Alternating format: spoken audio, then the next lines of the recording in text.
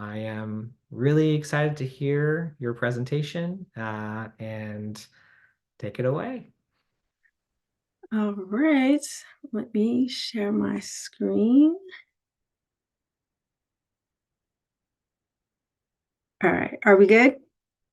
We're good. Okay, great. Awesome. Well, I am so excited to be back at Shy Hack Night. My name is Janae Bonsu-Love. I am a member of the Policing in Chicago research group, which we'll tell you about. In my day job, I'm the Director of Research and Advocacy with the National Black Women's Justice Institute. And I'll pass it to my colleague to introduce himself before we get started. Hi all, my name is Enrique Alvear Moreno. I'm currently a member of the Policing in Chicago research group at the University of Illinois, Chicago. I've been working with Janae and other folks in the group, and also I'm a PhD candidate in sociology at UIC as well. I'm really excited to be here.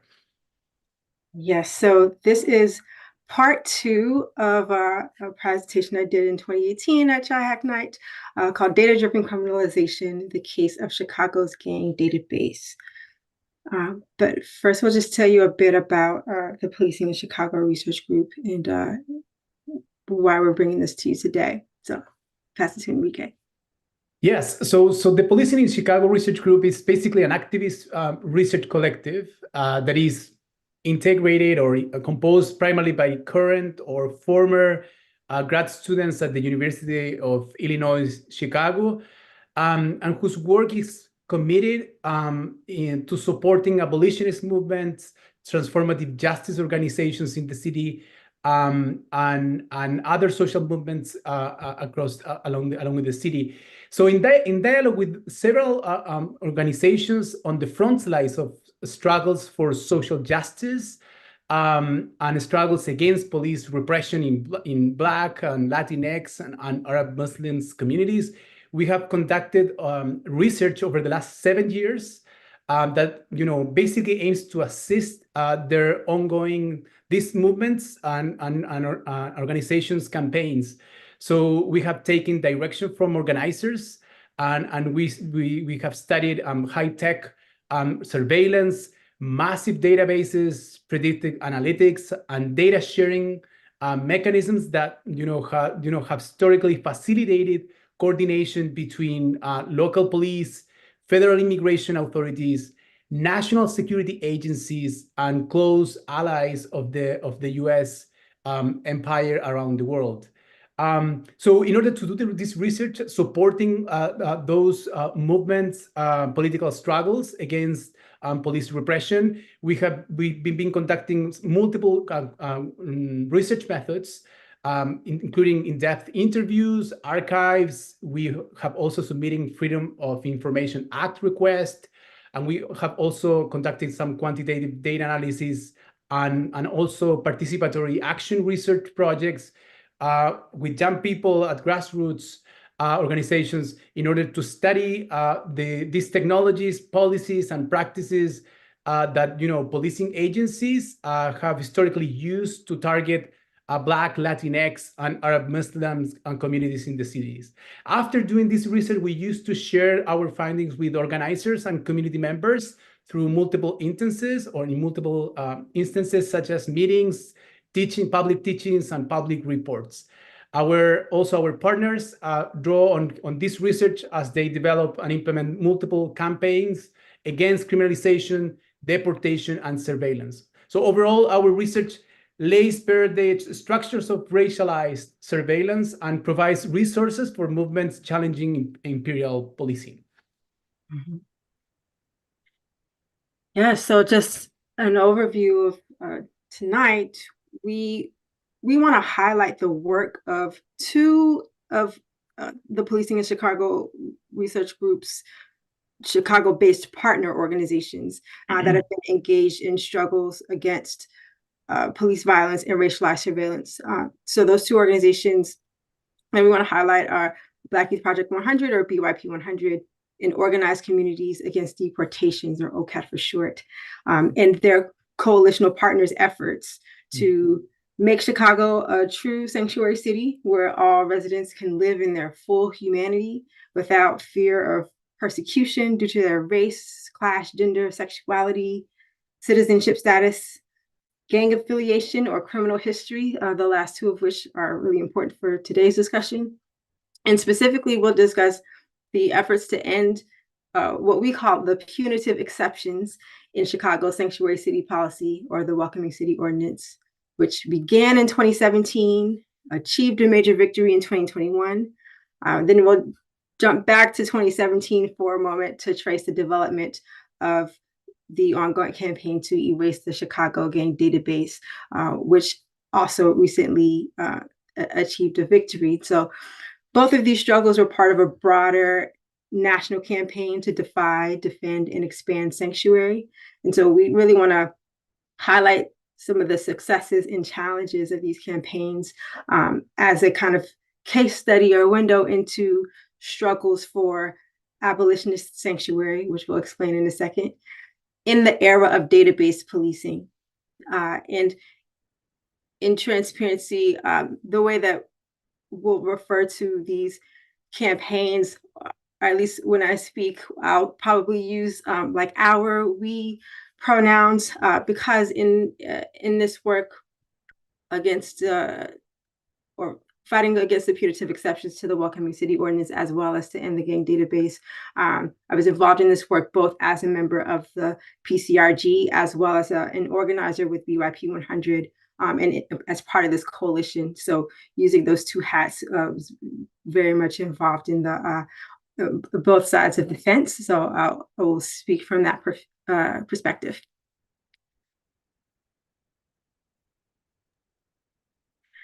So before digging into the campaign work, we just need to grasp two kind of core concepts, which are abolition and sanctuary.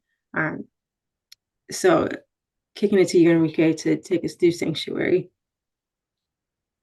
Yeah, so like sanctuary or sanctuary policies are are usually kind of public policies that adopted several U.S. cities in the 1980s that basically enacts laws and policies, local laws and policies that aim to sort of putting certain limitations in place to the participation of local authorities, including local police departments, in the enforcement of federal immigration laws, right? So at that time, Chicago in the 1980s, Chicago and other cities first adopted what it was traditionally conceived of as sanctuary policies in response to grassroots efforts at that time to protect Central American immigrants from the deportation machine by the administration of Ronald Reagan and George Bush. What sanctuary policies adopted by multiple municipalities have been trying put in place certain limitations to the local authorities' involvement in any kind of cooperation with federal immigration laws. In addition, like sanctuary policies, however, do not provide equal protection for all immigrants, and that is what Janae was mentioning as punitive exceptions that we are going to explain in a minute. So there are multiple exceptions or situations where certain immigrants are not protected under these kind of policies. And finally, the meanings and context of these sanctuary policies are, of course, not equal in all the cities. But just to give you a brief idea, they are mostly grounded in sort of resistance practices that provide a kind of as a minimum of safety and protection for people targeted by the state. That's what I would like to mention concerning sanctuary policies. Yeah, and on the other hand, abolition, as defined by an organization that I really love called Critical Resistance. It's a national organization at the forefront of efforts to abolish the prison industrial complex. They define abolition as a political vision that aims to eliminate imprisonment, policing, deportation, and surveillance by creating lasting alternatives that make punishment obsolete.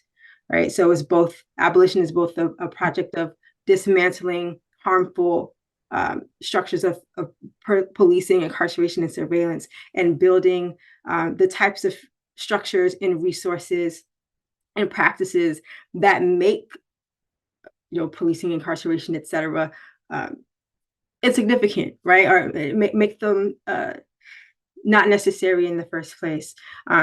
It's about dismantling structures that really dispossess and control the already impoverished and marginalized while developing and implementing the things that we need to be safe and to redress shared problems.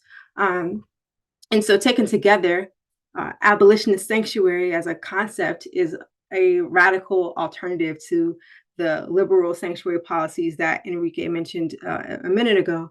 It really combines the logic and practice of both concepts, both seeking to provide safety from harm while also seeking to transform the conditions that create harm. So this is the framework that grounds the Expand, Defy, and Defend Sanctuary campaign. Hereafter, I'll refer to it as the Expanded Sanctuary campaign for short. But it was just important for us to kind of lay these concepts out because the campaign and the strategic research that PCRG conducted to support it is kind of grounded in this framework and is, not at all apolitical.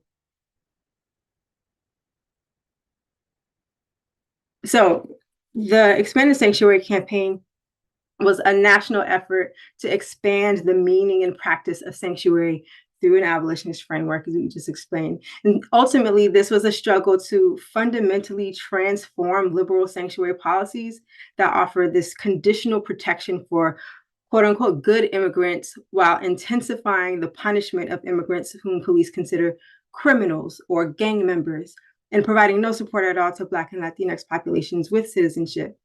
And so in Chicago, the Expanded Sanctuary campaign was grounded in a joint struggle against what we see as interconnected police wars, and were co-led by BYP 100, OCAD, and also Mi Gente. And these organizations joined forces to protect our communities while building toward abolition.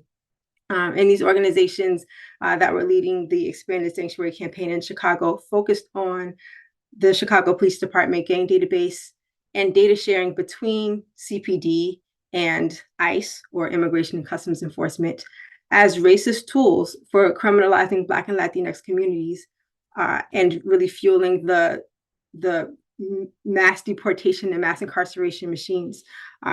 These coalitions really saw local police and ICE as two sides of the same coin, and did what we call political quilting to join forces to resist the surveillance. So just a bit about the Sanctuary for All Ordinance. Enrique, did you want to take this? Sure. So one of the major sort of efforts of the Expanding Sanctuary campaign was actually transforming and claiming for political change of one of the most important sanctuary policies in Chicago that was recognized as the Welcoming City Ordinance. So this ordinance is basically a policy that was adopted in 2012, and this ordinance promised protection for immigrants and undocumented immigrants, but excluded those immigrants with certain different types of contacts with the criminal justice system, including people who were arrested or who had arrest warrants, or people who portrayed any kind of felony convictions, or even the people who have pending felony charges, and also those whose names appeared in a law enforcement gang database. So these are the kind of 4 punitive exceptions where we can clearly see how sanctuary protections and all the limitations, local limitations for local authorities to cooperate with the enforcement of federal immigration law was really conditioned to how the state perceive you, and whether you are conceived of as a good immigrant or a quote bad immigrants, who already had any kind of these contacts with the criminal justice system, or in those cases where your name was included in the gang database. So since 2015, a coalition of immigrant rights organizations had organized to remove these 4 punitive exceptions, or traditionally also understood as carve-outs, from the Welcoming City Ordinance. Immigrants' rights organizations also saw the campaign as an effort to limit the circulation of data about immigrant communities, while also kind of rejecting the dominant narratives and policies that offer protection only for people who were conceived as of good immigrants, while excluding quote bad immigrants from sanctuary protections. So in this sense, the political struggle was here to fight, was here to eliminate those exceptions from the Welcoming City Ordinance. And finally, the Expanding Sanctuary campaign, in so doing, kind of brought new energies and ideas, and also organizations into the fight to transform and to amend the Welcoming City Ordinance. And as a result of these efforts and political struggles, in February 2017, allies on the City Council introduced an amendment that basically removed this punitive exception from the ordinance. But without support from then Mayor Emanuel, the amendments stalled in committee. So yeah, that's what Yeah. So it stalled for a long time. Organizers kept fighting, but a new opportunity to amend the Welcoming City Ordinance finally arrived in 2019, 2 years after it was first introduced. And this was during Chicago's municipal elections, which coincided also with growing demands to abolish ICE. And so organizers used the hashtag Abolish ICE energy to really toxify the city's relationship with ICE and amplify the need to amend the Welcoming City Ordinance, in part by making the Welcoming City Ordinance an election issue, really forcing candidates to, take a stand, basically pick a side publicly on, how they felt, what they would do if they were in office, about these punitive exceptions during a time where ICE was kind of like under pressure, for lack of a better way of putting it. And so finally, after 6 years of protesting and mobilizing, grassroots lobbying, on January 27, 2021, 41 out of 50 City Chicago council members voted to eliminate all exceptions from the Welcoming City Ordinance and to end formal collaboration between ICE and all city agencies, including the CPD. And so the revised Welcoming City Ordinance extended sanctuary protections to all immigrants without regard to criminal record, which is huge. In addition, the city also eliminated ICE's direct access to CPD's Citizen Law Enforcement Analysis and Reporting Data System, or CLEAR for short. CLEAR is the data warehouse, essentially, that holds all of CPD's data. So this cut off ICE's direct access to that system. And so, this was a really important victory in severing key links in kind of the webs of what we call imperial policing. But nonetheless, gang designations remained a key mechanism by which the Chicago Police Department criminalized Black and Latinx people, whether they were US born or immigrant. And so abolishing gang databases really therefore remained a top priority amid this victory. And that kind of brings us to the case of Wilmer. So jumping back to 2017 for a moment. Is this you? I forget. Yes. Oh, okay. Go ahead.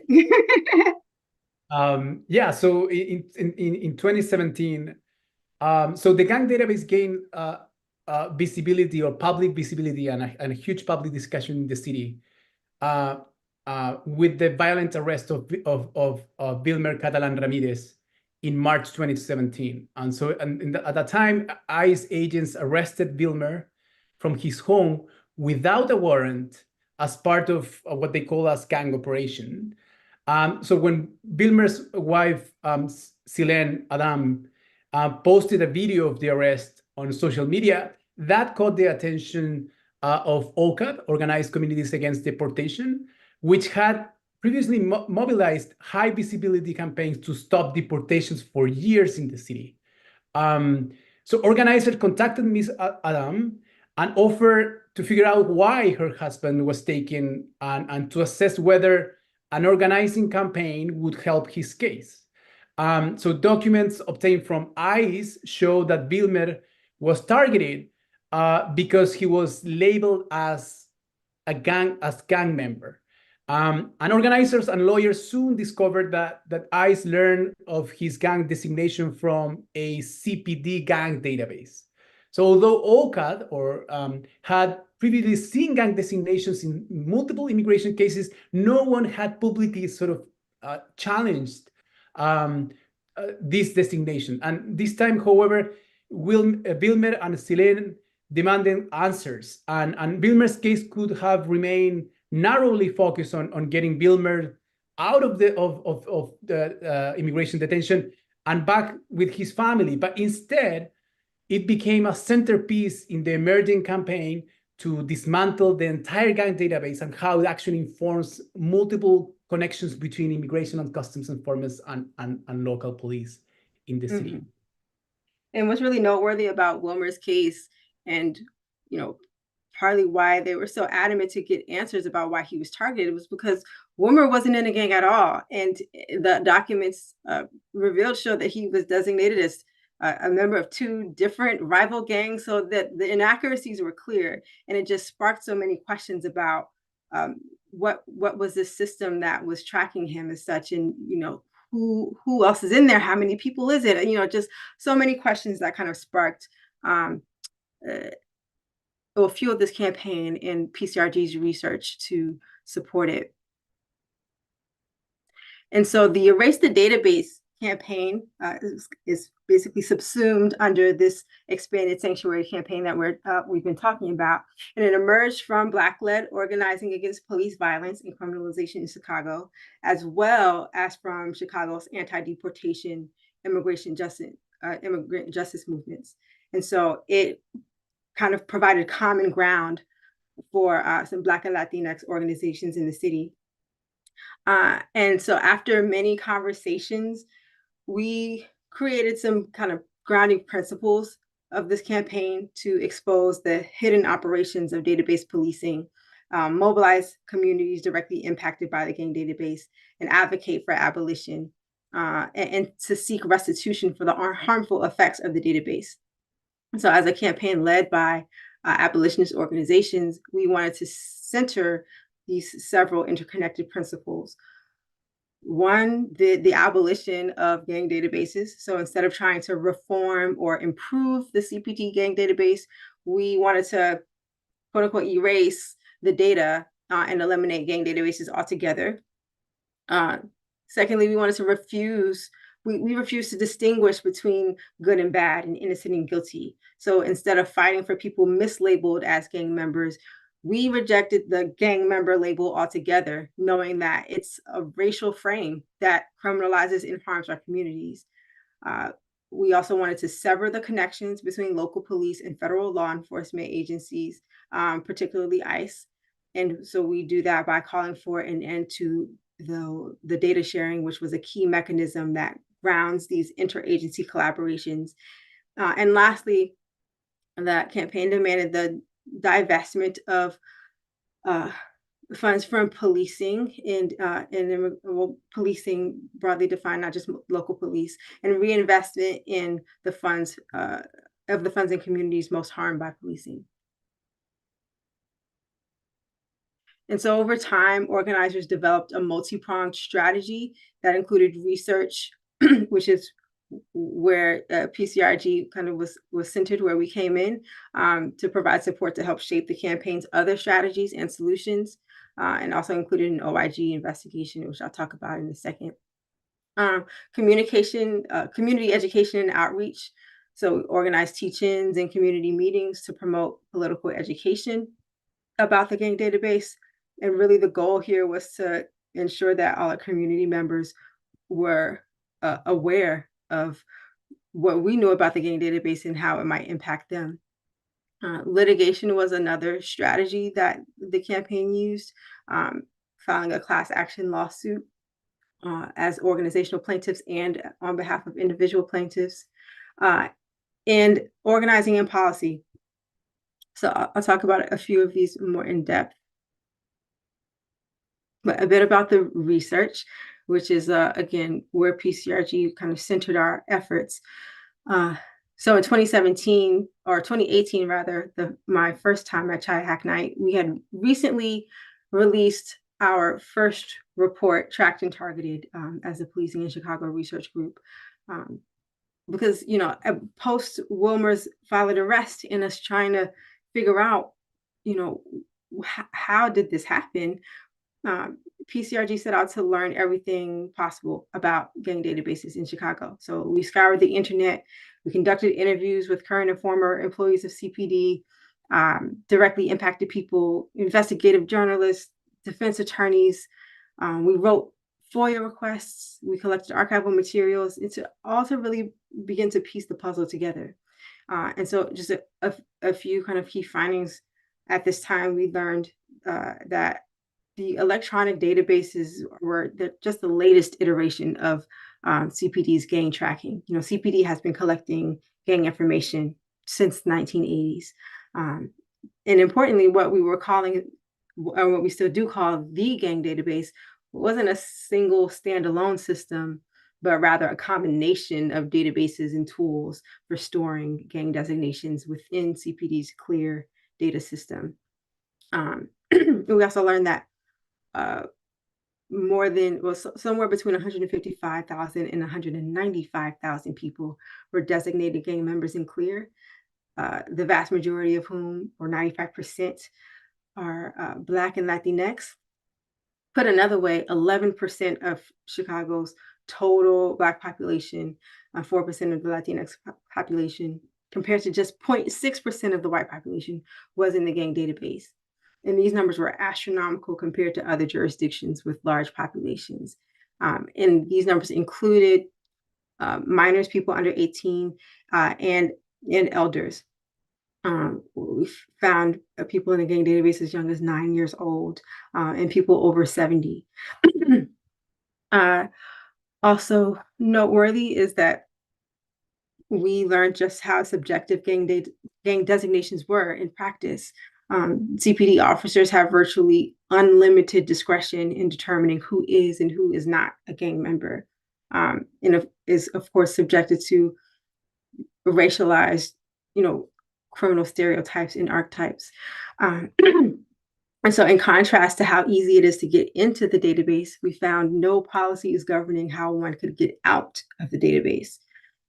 So taken together, in the list of demands or recommendations included in our report, organizers included a demand for a formal investigation into the CPD gang database by the Office of the Inspector General. And so sometimes when you ask for things, you receive them. And that is just what happened. Someone from the office of the Inspector General attended one of the teach-ins that PCRG conducted, or PCRG held on one of our early reports. So someone from OIG was there, and next thing you know, not too long after, an investigation was formally launched into the database. And so in April 2019, the OIG finished its investigation into the database, and uh, in short, the OIG's report confirmed the findings of the PCRG and lent credence to the demands of the campaign. Said all the things that we knew and needed it to say, that there were significant data quality concerns, there was a lack of transparency, a lack of procedural fairness, uh, and a lack of sufficient controls for maintaining and sharing this data. We also worked with attorneys at Beyond Legal Aid to develop an online FOIA tool. FOIA is an acronym for Freedom of Information Act tool, through which individuals could request their records from the CPD to find out whether their names were included in the gang database. Because again, there was no transparency about this database, so there was no way that for you to know whether you were in it or not without submitting such a request. So we created a tool and held workshops for people to learn how to use it. So taken together, the OIG investigation, PCRG's research, the FOIA workshops, they were all effective research strategies. So in the context of database policing, research became an important tactic in exposing the hidden mechanisms of racialized police surveillance and pressuring the city to address the harm created by the database. And I'll just go through this really briefly. I'm looking at time, but I mentioned litigation as a strategy. And, litigation was really key to navigating the tensions between abolishing the database altogether and providing immediate material relief to individuals impacted by it. Because of the data sharing, if you're listed in the gang database, you had trouble with housing, with employment, eh, with housing, like in the background checks they were showing up, and getting licenses. There's just so many ways that individuals were harmed by this that we found, and so the MacArthur Justice Center filed a class action lawsuit on behalf of the organizational plaintiffs, which included BYP 100, OCAD, and several other organizations as part of the coalition, and 4 individual plaintiffs who were directly impacted by the gang database. And the grounds of this lawsuit was it challenged the constitutionality of the database. And we knew from the start that litigation was a limited tool because we didn't have a viable constitutional claim to ask the court to abolish the gang database. But as organizational plaintiffs, our goals was to make it more difficult to put people in the database, to give people already in the database a fighting chance to get out. We wanted to cease the data sharing between CPD and third parties, and to provide transparency so that individuals in the database would know that CPD was targeting them. And additionally, the lawsuit could reduce the harm and begin to remedy the violations that the gang database perpetrated. And so we were really looking for some concrete relief for the people in the database. And after 2 years of litigation, backed by pressure from community organizations, the publication of the OIG report that I just mentioned, the city and CPD proposed creating a new gang database to be known as the Criminal Enterprise Information System, or CEIS. Rather than addressing the community's demands, the city simply attempted to create a constitutional gang database by resolving the most egregious violations outlined in the lawsuit. But the lawsuit did become a mechanism for engaging with the city to push for as many protections as possible in the new CEIS. So the city ultimately conceded to several of our demands listed here. So a stricter criteria for entry, regularly purging data, annual data audits, letting people know when they are included in the database and providing the ability to appeal, cease data sharing with third parties and requiring user agreements for access. CPD also agreed to stop using gang arrest cards and restricted access to existing ones, and an agreement to annually publish aggregate data. So those were, you know, the type of wins that we could expect to get from litigation. And just really briefly, amid what we were learning about gang designations at the city level, we also learned that there was another gang database operating at the county level called the Regional Gang Intelligence Database. And basically, long story short, you know, the county commissioner Garcia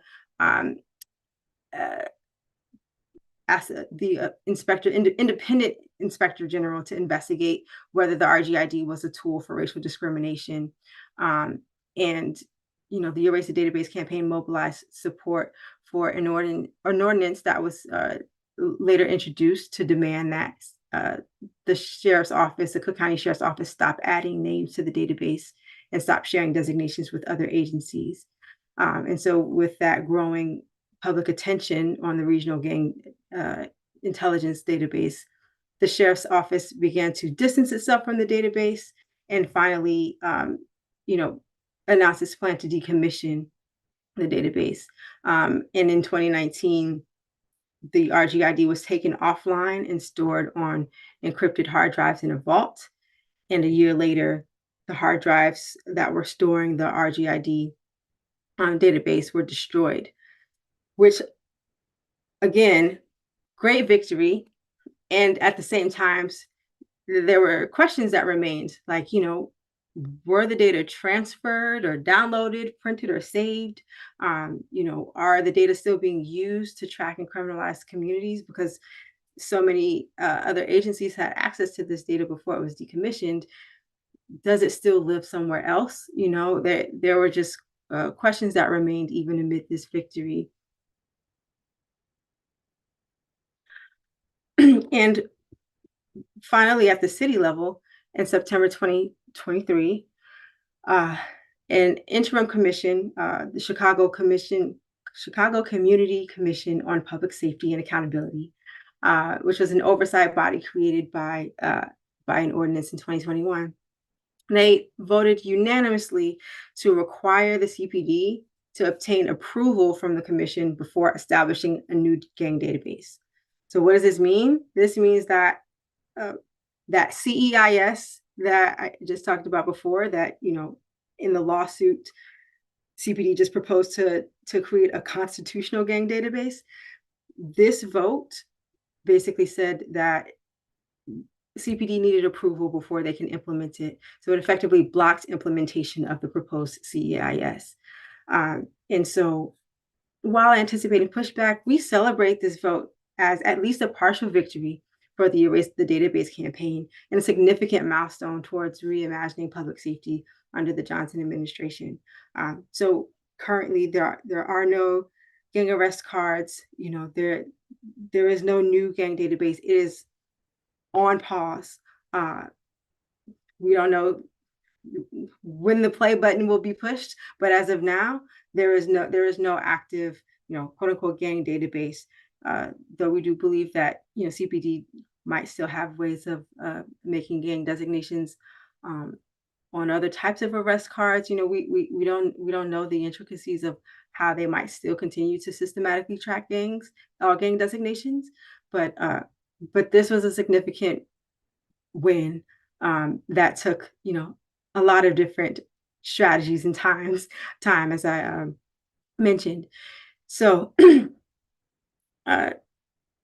in all, taken together, with these victories, there are challenges, a few challenges that I just want to uplift.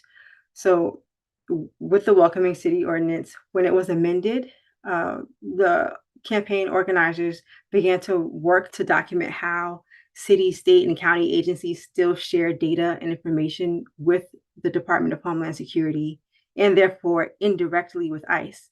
So Mi Gente's No Tech for ICE campaign, for example, has uncovered how data brokers contracted by the federal government can buy information from local light and gas companies, which ICE uses to track immigrants and conduct raids. So while the new Welcoming City Ordinance does not include enough protections to really effectively prevent ICE from indirectly accessing CPD data. And additionally, ICE uses really devious means to access other data, including tapping a private database containing hundreds of millions of utility records to pursue immigration violations.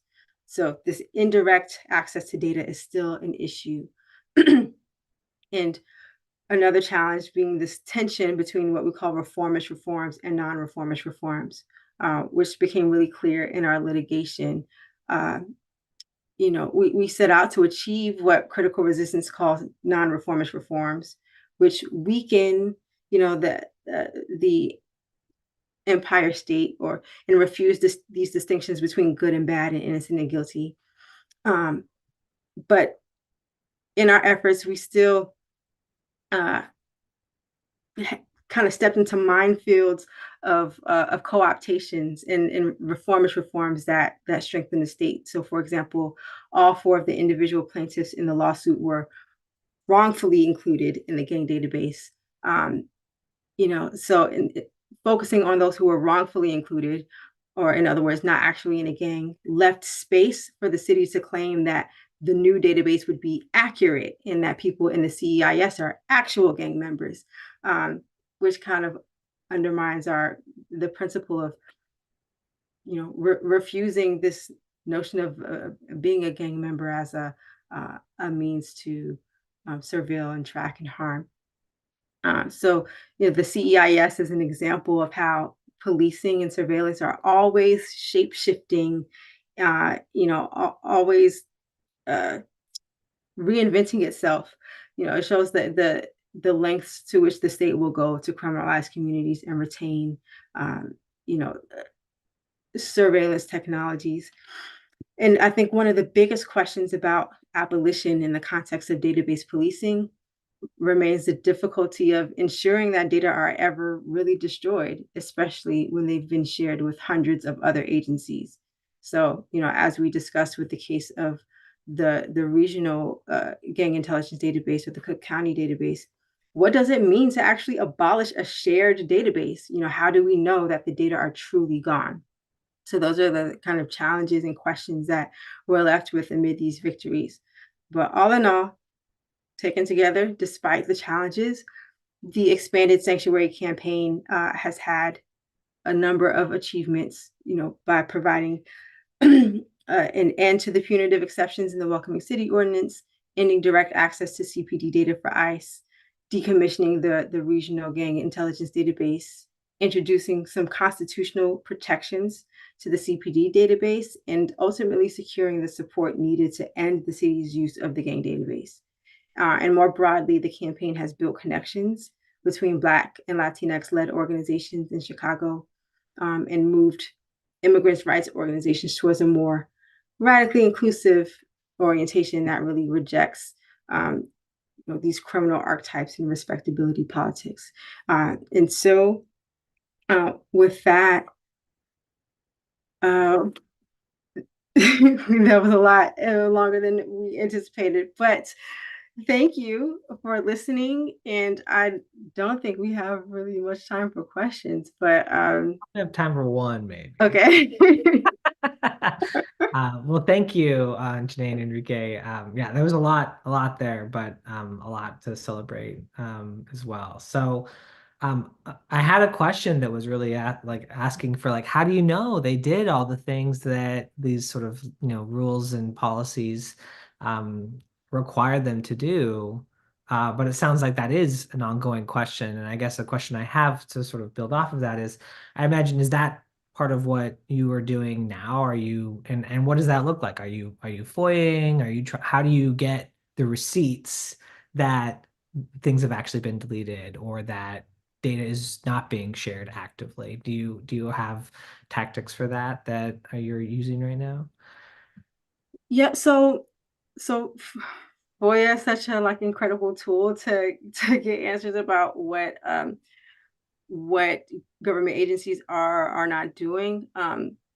And so like I know one, well, both FOIAs and as well as kind of leaning on the OIG also in their power um to put in inquiries to CPD. Actually, one of the follow-ups from their initial report showed that few changes had been made from their initial recommendations. And so, the short answer is we can never really fully be confident that just because a government agency like a police department is mandated or required to do something, whether it's from a consent decree or a city ordinance or whatever the case is. You never really know what it's going to be like in practice, even if they're required to do so by law. And so, you know, it's just it's something that we're continuing to struggle with, like as we highlighted in our challenges. But FOIA's had continues to be a tool that we are trying to leverage to kind of turn the surveillance back around to the police to get the type of transparency um, required to protect ourselves and protect our communities. Yeah, great. The, Oh, go ahead. just quick. The other thing that I think is important is that as soon as the political struggles are going, there are victories that are incomplete, and then for these kind of challenges, for example, the still ICE indirect access to the CPD's data, right?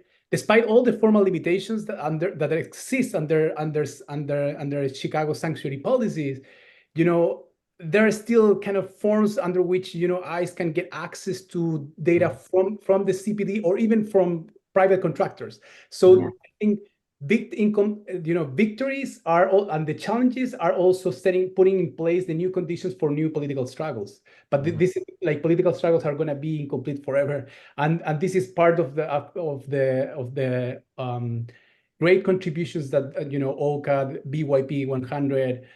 Mi Gente, and all the organization and transformative justice organizations in the city have portrayed for everybody. Like keep pushing the boundaries of the victories. Yes, that's. Yeah, I mean it sounds like when I hear about any kind of policy organizing, it's not a sprint, it's a march, right? And you have to continue. Just because you have a policy win doesn't mean it's done. There's the implementation of that and then it carries on. So yes, sounds like there's plenty to do. Definitely. Yeah. Thank you Well, so much for having us. yeah, we are at time, so we got to wrap it up. I had many more questions, but we'll have to save them. So thank you both for presenting tonight. For everybody who's sticking around, we will be switching to the civic hacking portion of the evening. I know, Josh, if you want to put the slide up for that. Hey, there it is. Yeah, so if you would like to, I think our host over there, Michael, is in the other room. You can go and join the second half